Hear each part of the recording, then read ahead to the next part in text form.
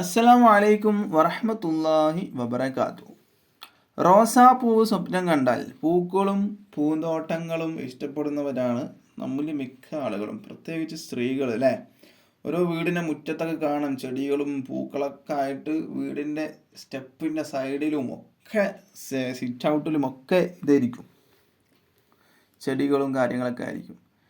ചിലപ്പോൾ ചെടികളൊക്കെ തിങ്ങിയിട്ട് അതിൻ്റെ ഇടയിൽ പാമ്പ് വന്നാൽ തന്നെ നമുക്ക് എന്താവില്ല, കാണാൻ സാധിക്കില്ല. ചെറിയ കുട്ടികളൊക്കെ മദർസിൽ പോകുമ്പോൾ അല്ലെങ്കിൽ ചെറിയ കുട്ടികളെ കളിക്കാൻ വേണ്ടി പുറത്തിറങ്ങുമ്പോൾ സിറ്റ് ഔട്ടിൽ നിന്ന് കളിക്കുമ്പോൾ ചിലപ്പോൾ അതിൻ്റെ ഉള്ളിൽ പാമ്പുകളൊക്കെ ഉണ്ടെങ്കിൽ ചിലപ്പോൾ നമുക്ക് എന്താകും, ബുദ്ധിമുട്ടായിട്ട് ബാധിക്കും. അപ്പോൾ നമ്മൾ ശ്രദ്ധിക്കണം. പാമ്പുകൾ വരാൻ കഴിയാത്ത ഏരിയകളൊക്കെ ആണെങ്കിൽ പ്രശ്നമില്ല. ചുറ്റുമതിലൊക്കെ ഉള്ള നല്ല ഹൈറ്റിൽ ചുറ്റുമതിലുകളൊക്കെ ഉള്ള പാമ്പൊന്നും വരാൻ പറ്റാത്ത രൂപത്തിലുള്ള വീടുകളൊക്കെ ആണെന്നും കുഴപ്പമില്ല. അല്ലാതെ ചുറ്റുമതിലൊന്നും ഇല്ലാതെ തുറസായ ഒരു സ്ഥലമാണെങ്കിൽ അതിൽ പാമ്പ് വന്ന് കൂടാൻ സാധ്യത വളരെ കൂടുതലാണ്.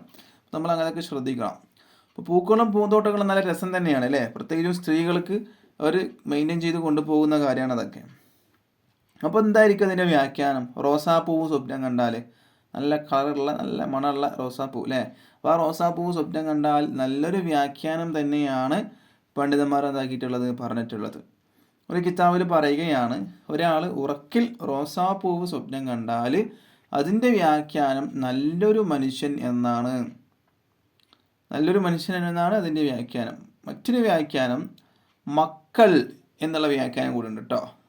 എനിക്ക് മക്കളുണ്ടാകും എന്നുള്ള വ്യാഖ്യാനമുണ്ട്. മറ്റൊരു വ്യാഖ്യാനം കാണാതായവരെ കണ്ടെത്തും. അവൻ്റെ വീട്ടിൽ നിന്ന് ആരെങ്കിലും കാണാതായിട്ടില്ലെങ്കിലും കുടുംബത്തിൽ ആരെങ്കിലും കാണാതായിട്ടുണ്ടെങ്കിൽ എന്തെങ്കിലും വസ്തുക്കൾ കാണാതായിട്ടുണ്ടെങ്കിൽ, ആളുകൾ മാത്രമാക്കണ്ട, വസ്തുക്കൾ കാണാതായിട്ടുണ്ടെങ്കിൽ അതൊക്കെ തിരിച്ചു കിട്ടും, കണ്ടെത്തും എന്നിങ്ങനെയൊക്കെയാണ് ഇതിൻ്റെ വ്യാഖ്യാനങ്ങൾ. ഈ റോസാപ്പൂവുമായി ബന്ധപ്പെട്ടിട്ടുള്ള വ്യാഖ്യാനങ്ങൾ. മനസ്സിലായില്ലേ? ഇൻഷാ അല്ലാഹ് വീഡിയോ ഇഷ്ടപ്പെട്ടാൽ ലൈക്ക് ചെയ്യുക, ഷെയർ ചെയ്യുക. ഇതുപോലത്തെ വീഡിയോസിന് വേണ്ടി ചാനൽ സബ്സ്ക്രൈബ് ചെയ്യുക. ഇൻഷാ അല്ലാഹ്. അസ്സലാമു അലൈക്കും വറഹ്മത്തുള്ളാഹി വബറകാതുഹു.